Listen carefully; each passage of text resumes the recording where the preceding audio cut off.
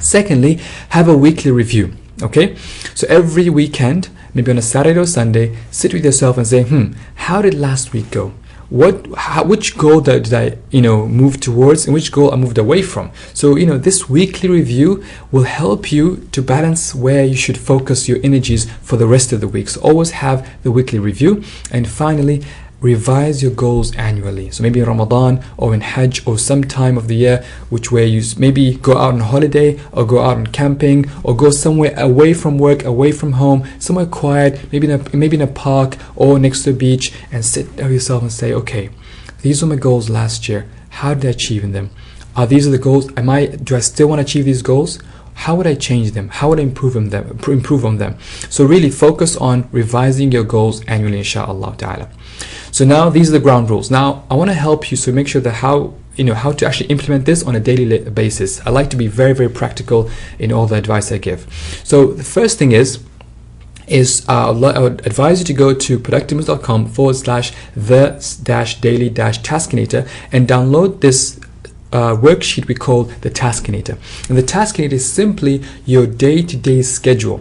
So you can see that I've put 4 areas: Islam, family, work, and personal development. So you should put like your mini goals, your mini tasks to achieve your goals, and then on the right column you set when during the day you'll actually achieve, you'll actually do those activities or do those tasks. Okay, so the daily Taskinator is to really help you manage your tasks each day, but they are all linked towards your goal, whether under Islam or family or work or personal development. So that's the daily planning part. So you can download this worksheet. It's for free, and you can every night just fill it up and ensure that every day you're doing something that moves you towards your goal. The second tool that I would suggest that you have is the weekly Taskinator. Same idea as the weekly review. So but this time you're looking in the future. Once you've looked through the last week and thought, okay, this is what I want to achieve, this is what I need to do, you need to start looking at what am I going to do next week. So what I've said is, okay, you have the rest of the week and you need to decide what is the project of the day. Okay, what is the project of the day? What are the 3 important tasks I need to do which relate to the project of the day? What resources I need? Maybe you need to call somebody, maybe you need to email somebody beforehand to make sure that they're available when you're working on this project, and how much time it will require of you. The idea of this weekly Taskinator is, again, to align yourself to your goals every single week. Now I want to pause here and say this. I know it might sound like hard work, or it might say, oh my god, there's like a lot of work every day. I fill up a worksheet every week, I have to do this review. But trust me, as I said to you, life without goal is boring. And once you get in the habit of achieving goals, you'd realize how much it's fun, it makes you feel good, and you realize the sky's the limit. There's so much you can achieve if you really focus on it. So I want to really encourage you to set up that table of goals, use these tools that I give you, and try it and see how it goes. And trust me, once you're into this, by 1 month, 2 months, you realize how much you've improved as a person and how much more you can do, inshallah ta'ala. Now I want to finish this presentation by giving you 7 principles of goal setting. These are principles I want you to keep back of your mind whenever you set your goals or whenever you try to achieve your goals. Number 1, have sincere intentions. Now, this is an advice that was given by a very famous scholar. His name is Sheikh bin Bayya. Maybe some of you may have heard of him. And we went and visited him in his house, and we asked him, give us advice. My friend was with me and said, give us advice. And he said, حسن النية والعمل. He said, have good intentions and work hard. These are the 2 ingredients of success. Have good intentions and work hard. So I want you to think of that. Why are you doing this? Remember, nothing you do for Allah subhanahu wa ta'ala that doesn't get blessed. Everything you do for Allah subhanahu wa ta'ala, Allah will bless it. And He will open doors for you do not even expect to have. And I give you a case example, this website, productiveness.com. When I started the website, I had no idea where it will go. I just started it.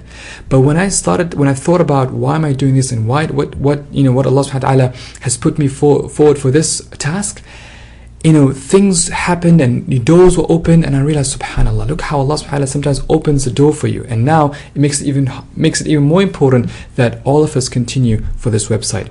So it's very, very important that you need to have sincere intentions, you need to work hard. Secondly, have a mentor. When you have a goal, is, there's two ways. You can either go through it in a very slow, maybe hard route, or you can take the shortcut, right? But normally the shortcut is very, very hard to get, and normally very few people know the shortcut except those who actually been through this same path. So for example, you want to memorize Quran. There might be a long, hard route to memorize Quran, but it might be a shortcut. I'm not saying that you may reduce your time, but maybe there's a method which, if you memorize Quran with that method, you can memorize the Quran in less than 3 years, for example, instead of 5 or 6 years. So you need to have someone like a mentor, a teacher, a coach, somebody who has achieved the same goal you wanted to achieve, and can give you the shortcuts, right? And also, if let's say you have a goal that no one else has achieved, that's fine. Find someone who's done something very similar to you, and say, hey, can you coach me about for example, setting up a website? Can you coach me about, for example, how to choose how to sell and make money online? Can you coach me about business? Have a goal. It's fine. I mean, just make sure you have a mentor, someone who can teach you, because that can really improve your goal setting and improve your achievements, inshallah. Number 3, what I call be useful wherever you are. What does this mean? Basically, sometimes I've seen this in a lot of people who are very, very goal focused, right? They want to achieve certain goals, but they tend to forget that sometimes they can achieve their goals almost indirectly. For example, let's say they have this goal to maybe set up a website or do something online, okay? And sorry, excuse me.